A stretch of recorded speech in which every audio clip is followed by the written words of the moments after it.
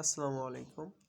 শীতের সময় ঘরের ভিতরে খড়কুটা দেওয়া ছিল, কারণ ফ্লোর ঠান্ডা, এই জন্য এই খড়কুটা দিয়ে রাখছিলাম যাতে মুরগিদের উপরে থাকতে পারে রাত্রে। তো এখন যদি গরম পড়ে গেছে, গরমের সময় চলে আসছে, এই জন্য এই বর্জ্যগুলা খড়কুটা সহকারে এদের যে বর্জ্য ছিল সব একসাথে ফেলে দিচ্ছি, পরিষ্কার করে রাখতেছি। কারণ হচ্ছে এখন গরম, এই জন্য মুরগি মুরগি এখন ঠান্ডা জায়গা থাকতে হবে। যখন দুপুর হয় তখন মুরগি ঠান্ডা জায়গা খুঁজে, তার ঠান্ডা জায়গা চলে আসে। এই জন্য পরিষ্কার করে রাখতেছি। বাহিরটা তো পরিষ্কার করছি, এখন ভিতরটা পরিপূর্ণভাবে পরিষ্কার করে দেব। আর পরিষ্কার রাখলে রোগ জীবাণু কম ছড়ায়।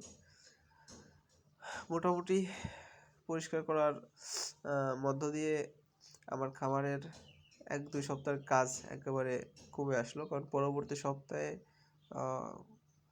একেবারে অল্প পরিষ্কার পরিচ্ছন্ন করলে হবে। এরপর থেকে খামারে আমার কাজ খুবই কম থাকবে। আর যখন মুরগিটা ডিম পাড়া শুরু করবে তখন আর কিছু কাজ বাড়বে।